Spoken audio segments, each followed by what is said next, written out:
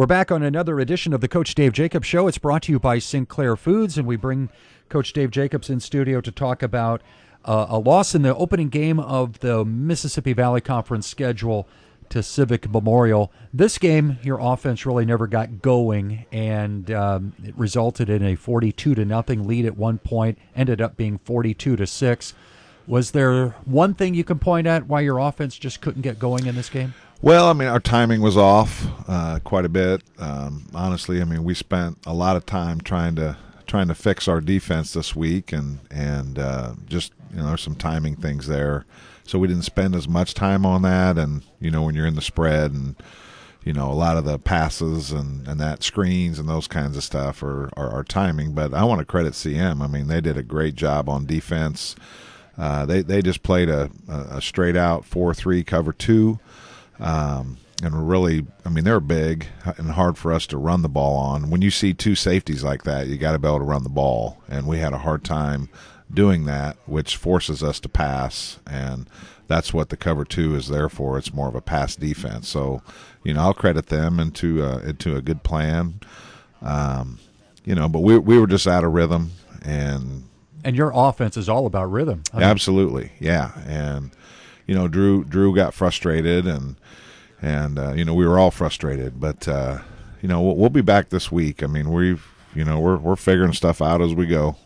There were you didn't win the takeaway battle again, and to beat teams like this, you're going to have to get some takeaways and not give the ball away. I think there were 3 interceptions, but one of them was tipped. Actually, both of them were tipped. One just tipped it to himself. So not all of that could be placed on the quarterback, but there was one right in front of you where he threw it right to the guy. Yeah. What was Drew seeing there? Well, he was trying to throw the whole shot in behind that when they're playing that cover 2, that outside linebacker is trying to cheat the flat but also expand and play over the top. And Drew just underthrew it. I mean, it was just underthrown. And, the kid was sitting right there and made the pick. And then the one right before half, I don't mind that one. He was trying to – we're going to throw late and over the middle, but, he was actually open a little bit earlier, but, Drew was getting flushed a lot too. Yeah. I mean, he had guys in his face, and, again, we just couldn't handle him up front sometimes. And,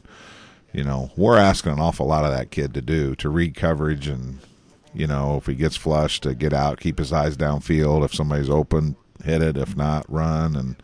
And we were just off. We all were, and coaches included. But, we'll be back this week. Were the receivers just not getting separation? Was that the thing that he wasn't seeing? Well, I mean, again, when they're playing that cover 2, that 2 deep safety, and they're really dropping 7 guys into coverage and getting pressure with 4, and they did a good job. When you play a CM, they can simulate our offense in practice because they run it. They run that kind of stuff. So, it's kind of easier for them to prepare for the spread when they're working against it, every day. And they did a good job of scouting us and running and defending our routes and stuff. But, again, when you see that kind of defense, you got to be able to run the ball, and we just weren't able to do that. Defensively, didn't allow really big plays, but CM was able to pretty much consistently move the ball down the field, especially in the first half. Yeah, and we did make him punt a few times, and we did get the ball back. It just seems like when we did blitz, we didn't get to him, and he had some time to. I mean, you can only man cover for so long, and they got a senior quarterback. He's a decent player, and he was able to step up and move and throw over the middle. But again, when you blitz, you have to be able to get to the kid. You have to be able to get to him. And again, they were pretty big up front, and we had a hard time getting to him. And they had a quarterback that looked to me like he was very accurate. Looks like he was putting it where it needed to be. Yeah, and that's a senior. That's being a senior in that offense, and those receivers are pretty good, and they had a good running back. So they have some weapons, and they're solid up front. They had the triplets, and they're a good team. You know, when we were talking about triplets, I can't imagine what the food bill is for that family. I mean, Yeah. I think two out of the three are 300 pounds plus. Yeah, but I tell you, I'd pay it if I had them. I'd certainly pay it. They play both sides of the ball, and there's some big bodies to move around. I wanted to get away from just the discussion of the game stuff and talk about some of the people that maybe don't get mentioned a lot that are key parts of the program. They presented a check prior to the game. I think it was from a hospital group in Alton to the school district to fund the athletic trainers. Can you just shine the spotlight a little bit on the trainers that work with the football team and just some of the staff members who help out Monica? Yeah, and there's a lot of people that help out. I mean, that's, there's a lot of positives. I think I sent you an email, a letter of all the really great things that happen here. Our trainers are second to none. Monica does an awesome job with them. I know that Alton Memorial funds her, and our hospital, since they've expanded, have really stepped up and supported our program with a lot of different things, supporting camps, money for supplies, and they want to do more. We've got a school board member that gets up at all hours of that's at the complex all hours of the day digging ditches, and we've got parents that are working in the evenings, late in the evenings, getting that logo in. I mean, there's just so many good things that are going on here. We're disappointed with how we've started, but I've been through this, and we're going to get through it. We don't want anybody to feel sorry for us, and nobody will feel sorry for us simply because we've had a lot of success the last 3 years. We're a young team, sophomores and juniors. I'm not making excuses. I'm just saying we've got young kids. There's a difference between an 18-year-old and a 15-year-old. And our kids are getting something right now that we can't teach them, and that's experience. And, we've got new coaches, but, I mean, we have the perfect storm. We have a supportive administration. We got a community that's painted blue and banners, and, I mean, our complex is getting a facelift with new stuff, and we want to do what we can do to help deliver a winner, and we're just going through a little phase right now that we're going to get through. You talked about going through this before. I guess my question would be, what can we expect coming out of it? There's going to be, like you said, invaluable experience. What are some of the negatives that could happen that you have to coach out of them, or make sure that not too many negatives come in? Well, I mean, I can't control the outside forces. I can't control what our community are saying to these kids, or what they're saying at games, or, what other programs that might be winning saying to our guys. I mean, that bothers them. It gets to them. But what we can focus on is us and really life lessons. I mean, really teaching these kids life lessons and what it is to truly be a family. And it's easy to be a family when things are going good and you're winning and everybody's patting everybody on the back. But, I mean, these kids need it more now. When you're down, they need to be, and that's what a family is. When you come together and you just keep encouraging and loving each other up, and then you keep working, you keep fighting, and that's what we're going to do. And looking back on my career of 29 years in 5 different high schools, when you get through it, it's pretty awesome, and everybody becomes stronger because of it, and you appreciate it more. And it's just a cycle. I mean, you could look around the state, and some of the really good programs are struggling right now, and that's just, it's just the cycle of kids or whatever you have going on. It just happens. It's high school football. It's not college. You can't go recruit kids every year. Unless you're a non-boundaried school. Well, they can. Yeah, they do a pretty good job of that. How are the younger grades doing? I know the JV team has posted some impressive wins. Yeah, and that's exciting because our JV's winning, and most of our really good sophomores are playing varsity. So, that's good, and the freshman kids that came out are really helping. I know Kurt Hall is doing a great job with our JV, and as far as playing quarterback and making some plays, and it's exciting because I have so many young kids playing up on varsity that we don't play in a JV game, and then there's those younger kids still without the more talented ones at this point are winning at the lower level. So as those kids start to come through, it's going to be pretty fun. In our 8th grade, I watched them. They put a running clock on CM on Saturday. They had 50 on them, and there's some really good talent there. And our 7th grade, they were up 12-8 at half and ended up beating them almost 40-12.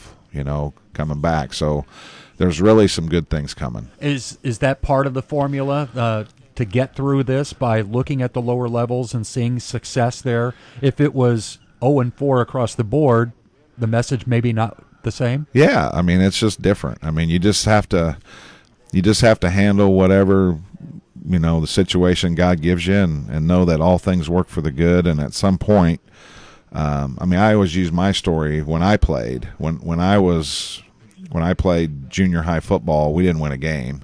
And then we ended up winning 2 games as freshmen, and then we won 6 games as sophomores, and won 7 our senior year. So it's just a matter of kids sticking together and being supported at home and in their community, like our kids are that's happening with our kids, and keeping coaches together. That's a huge thing of keeping coaches that want to work and that are in it for the right reasons, and I love it here, and it's hard. I mean, it's hard because everybody's so excited, and you want to win for them, but sometimes it doesn't work out that way. What was your halftime message like when you look up at the scoreboard and 4 touchdowns down? And do you talk about just playing hard, getting back into the game, winning the game? Does win ever?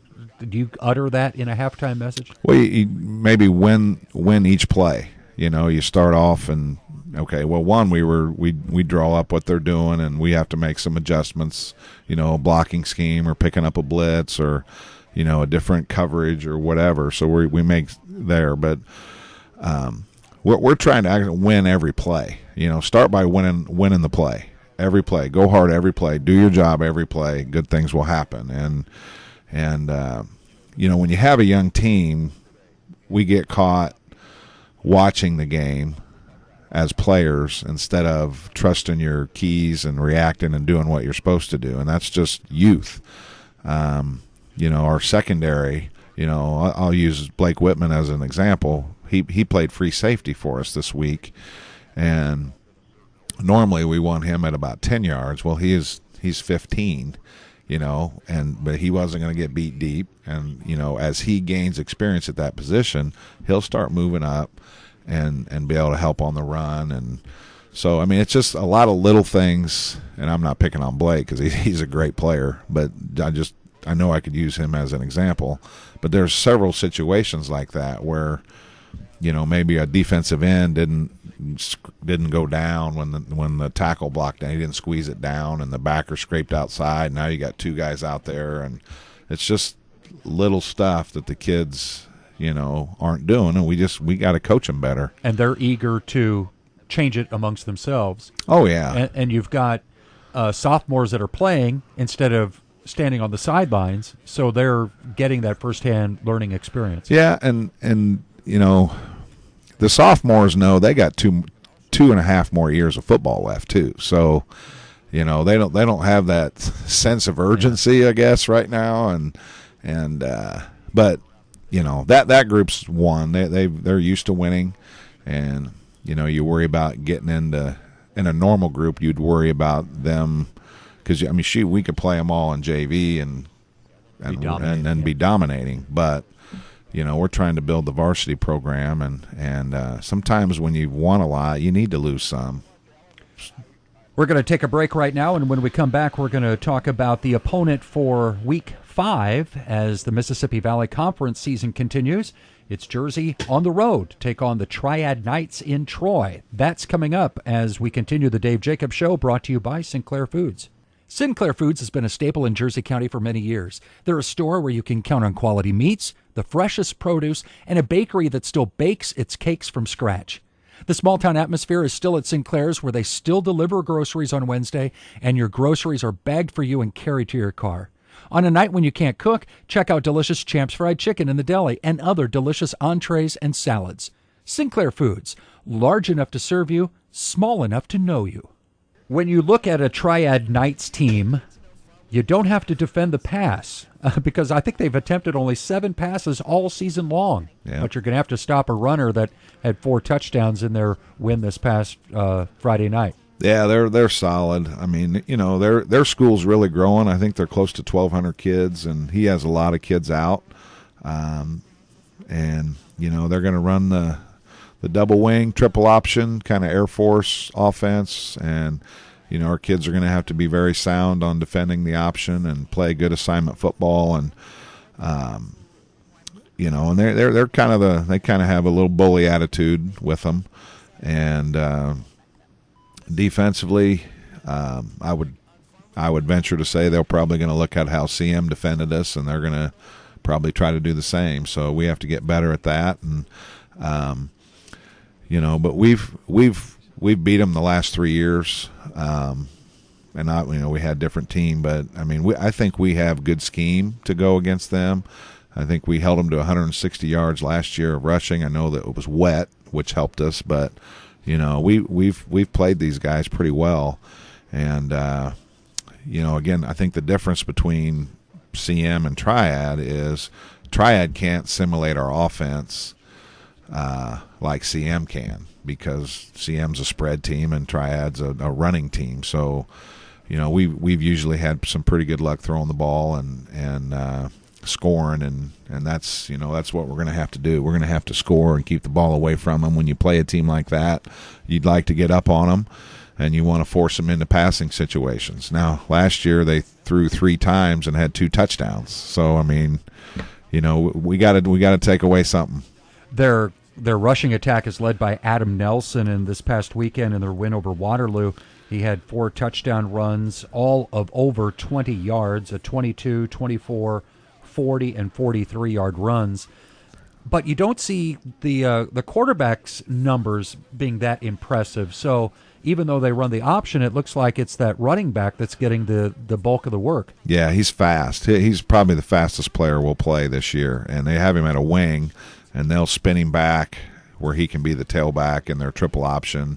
They'll run toss to him. They'll run their big play. He's getting his big yardages on a counter where they'll show motion to him with the other wing and then run a counter with him back. And we really got to be disciplined on both sides of our defense, because we have to cross key, which means the linebacker away has to look across the formation to number 23, and if he comes your way, you have the counter. If he stays over there, then we can spin back over to that side. So I mean, we have to spend a lot of time playing assignment football, and when we play somebody like this at practice, we'll run their offense without a football, so our kids know who they have, and then as the week goes on, we'll put the football in there. We hope the Jersey Panthers are holding their head high after their week 2 of conference play on the road in Troy, and then it's back home for a couple more games. So good luck to Coach Jacobs and the Jersey Panthers as they try to knock off the Knights on Friday night.